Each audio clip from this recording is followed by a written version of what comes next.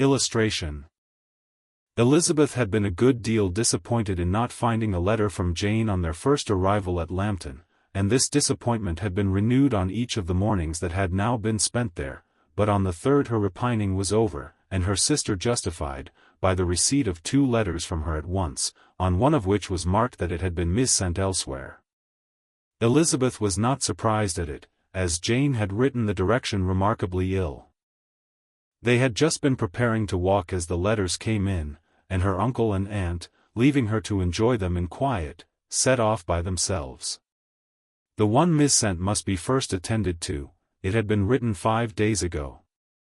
The beginning contained an account of all their little parties and engagements, with such news as the country afforded, but the latter half, which was dated a day later, and written in evident agitation, gave more important intelligence. It was to this effect.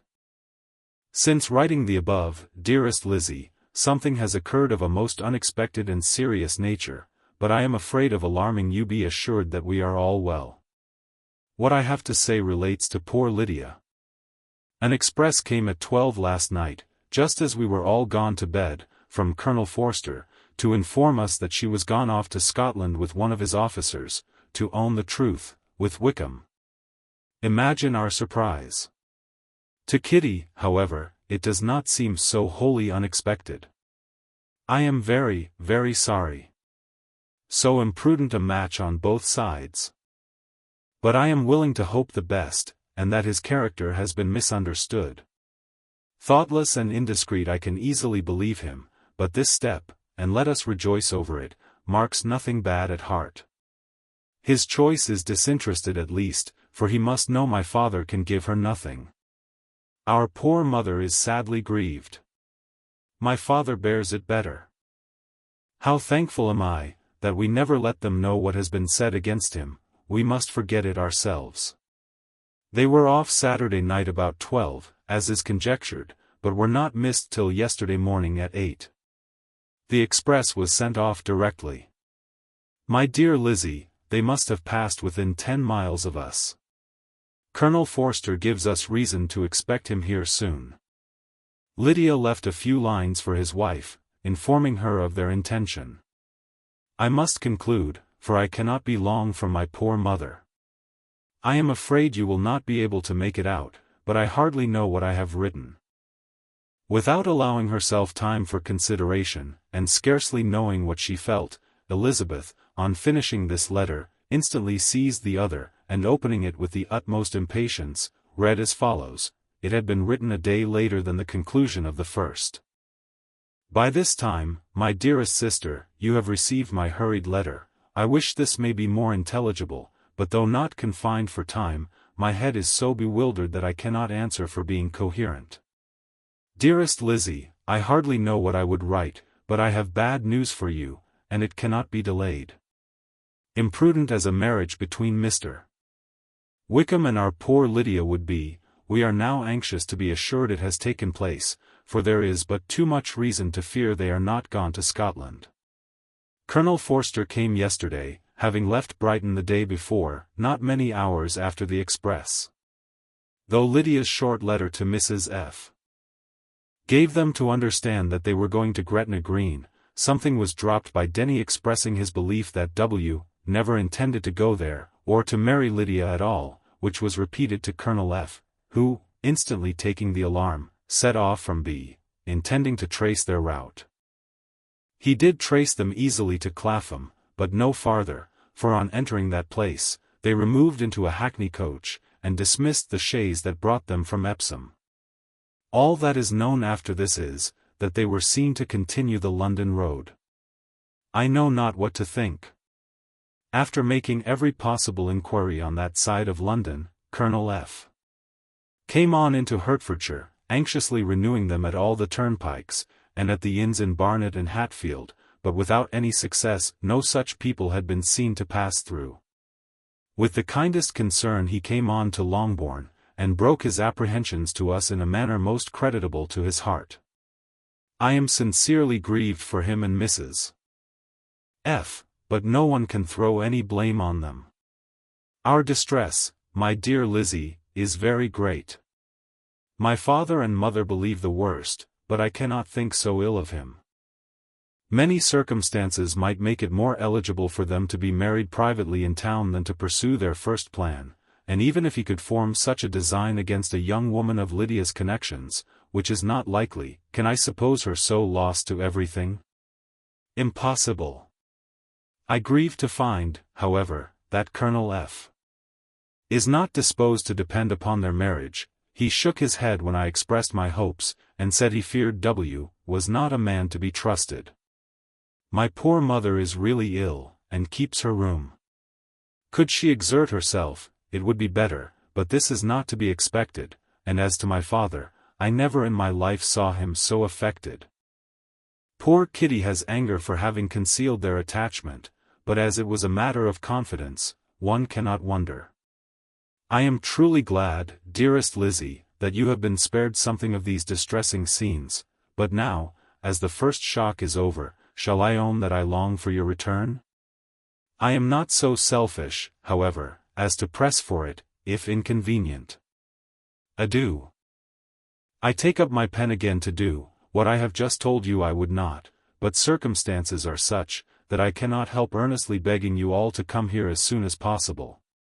I know my dear uncle and aunt so well, that I am not afraid of requesting it, though I have still something more to ask of the former.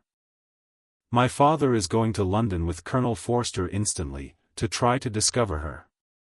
What he means to do, I am sure I know not, but his excessive distress will not allow him to pursue any measure in the best and safest way, and Colonel Forster is obliged to be at Brighton again tomorrow evening. In such an exigence my uncle's advice and assistance would be everything in the world. He will immediately comprehend what I must feel, and I rely upon his goodness. Oh!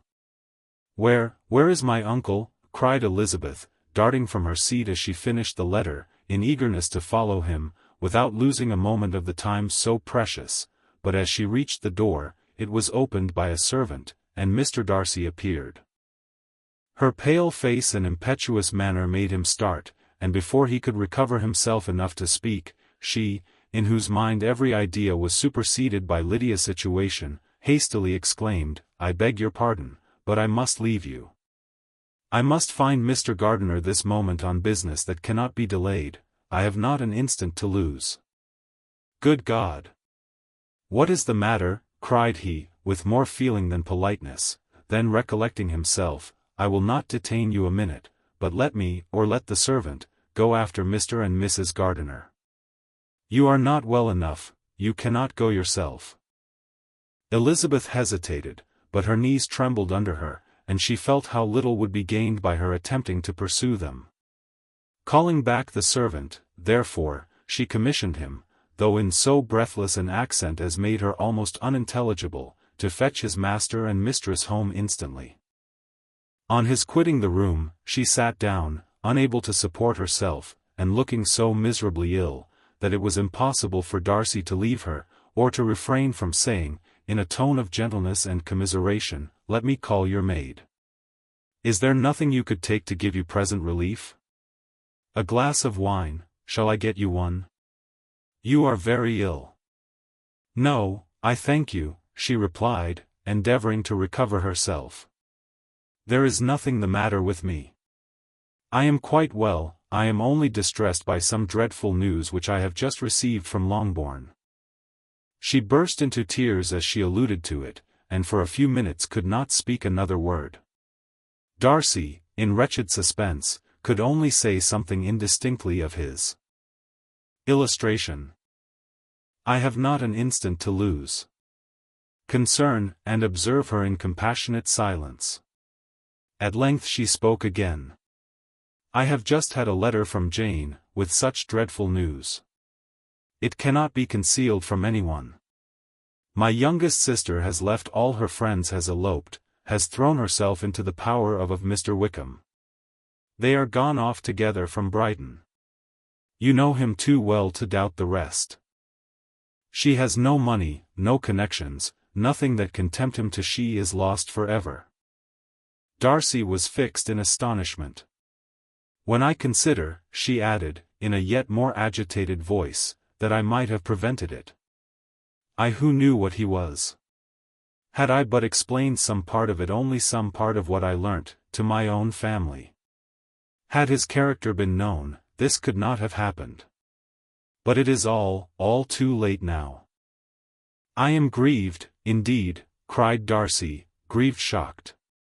But is it certain, absolutely certain? Oh, yes. They left Brighton together on Sunday night, and were traced almost to London, but not beyond. They are certainly not gone to Scotland. And what has been done, what has been attempted, to recover her? My father has gone to London, and Jane has written to beg my uncle's immediate assistance, and we shall be off, I hope, in half an hour. But nothing can be done, I know very well that nothing can be done. How is such a man to be worked on? How are they even to be discovered? I have not the smallest hope. It is every way horrible. Darcy shook his head in silent acquiescence. When my eyes were opened to his real character, oh! Had I known what I ought, what I dared to do. But I knew not, I was afraid of doing too much. Wretched, wretched mistake. Darcy made no answer. He seemed scarcely to hear her, and was walking up and down the room in earnest meditation, his brow contracted, his air gloomy. Elizabeth soon observed, and instantly understood it. Her power was sinking, everything must sink under such a proof of family weakness, such an assurance of the deepest disgrace. She could neither wonder nor condemn, but the belief of his self-conquest brought nothing consolatory to her bosom, afforded no palliation of her distress. It was, on the contrary, exactly calculated to make her understand her own wishes, and never had she so honestly felt that she could have loved him, as now, when all love must be vain. But self, though it would intrude, could not engross her. Lydia, the humiliation, the misery she was bringing on them all soon swallowed up every private care, and covering her face with her handkerchief, Elizabeth was soon lost to everything else, and, after a pause of several minutes, was only recalled to a sense of her situation by the voice of her companion, who, in a manner which, though it spoke compassion, spoke likewise restraint, said, "I am afraid you have been long desiring my absence, nor have I anything to plead in excuse of my stay, but real, though unavailing concern. Would to heaven that anything could be either said or done on my part, that might offer consolation to such distress. But I will not torment you with vain wishes, which may seem purposely to ask for your thanks. This unfortunate affair will, I fear, prevent my sister's having the pleasure of seeing you at Pemberley today. Oh, yes. Be so kind as to apologize for us to Miss Darcy. Say that urgent business calls us home immediately. Conceal the unhappy truth as long as it is possible. I know it cannot be long."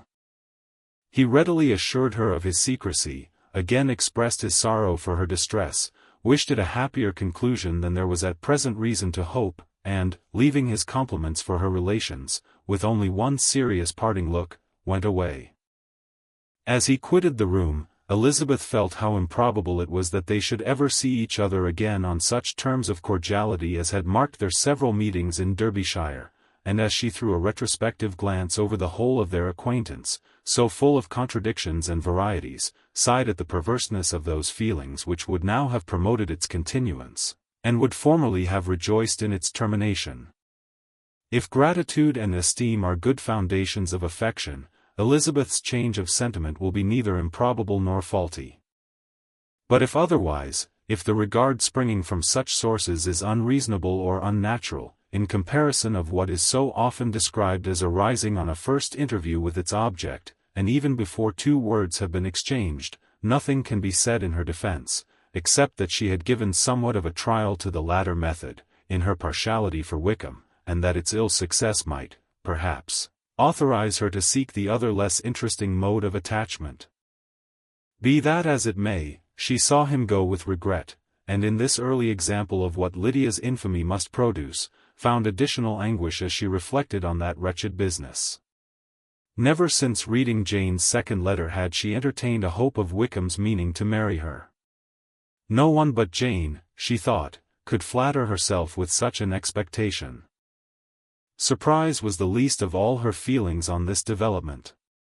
While the contents of the first letter remained on her mind, she was all surprise, all astonishment, that Wickham should marry a girl whom it was impossible he could marry for money, and how Lydia could ever have attached him had appeared incomprehensible. But now it was all too natural. For such an attachment as this, she might have sufficient charms, and though she did not suppose Lydia to be deliberately engaging in an elopement, without the intention of marriage, she had no difficulty in believing that neither her virtue nor her understanding would preserve her from falling an easy prey. She had never perceived, while the regiment was in Hertfordshire, that Lydia had any partiality for him, but she was convinced that Lydia had wanted only encouragement to attach herself to anybody. Sometimes one officer, sometimes another, had been her favorite, as their attentions raised them in her opinion. Her affections had been continually fluctuating, but never without an object. The mischief of neglect and mistaken indulgence toward such a girl, oh! How acutely did she now feel it! She was wild to be at home, to hear, to see, to be upon the spot, to share with Jane in the cares that must now fall wholly upon her, in a family so deranged, a father absent, a mother incapable of exertion, and requiring constant attendance, and though almost persuaded that nothing could be done for Lydia, her uncle's interference seemed of the utmost importance. Until he entered the room the misery of her impatience was severe. Mr. and Mrs. Gardiner had hurried back in alarm, supposing, by the servant's account, that their niece was taken suddenly ill, but satisfying them instantly on that head, she eagerly communicated the cause of their summons, reading the 2 letters aloud, and dwelling on the postscript of the last with trembling energy. Though Lydia had never been a favorite with them, Mr. and Mrs. Gardiner could not but be deeply affected. Not Lydia only, but all were concerned in it, and after the first exclamations of surprise and horror, Mr. Gardiner readily promised every assistance in his power. Elizabeth, though expecting no less, thanked him with tears of gratitude, and all 3 being actuated by one spirit, everything relating to their journey was speedily settled. They were to be off as soon as possible. "But what is to be done about Pemberley?" cried Mrs. Gardiner. "John told us Mr. Darcy was here when you sent for us, was it so?" "Yes, and I told him we should not be able to keep our engagement." "That is all settled." "What is all settled?" repeated the other, as she ran into her room to prepare. "And are they upon such terms as for her to disclose the real truth? Oh, that I knew how it was!" But wishes were vain, or, at best, could serve only to amuse her in the hurry and confusion of the following hour. Had Elizabeth been at leisure to be idle, she would have remained certain that all employment was impossible to one so wretched as herself, but she had her share of business as well as her aunt, and amongst the rest there were notes to be written to all their friends at Lambton, with false excuses for their sudden departure.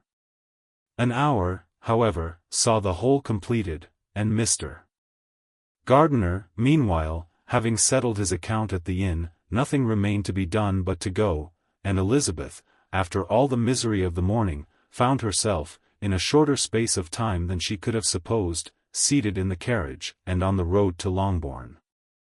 Illustration: the first pleasing earnest of their welcome.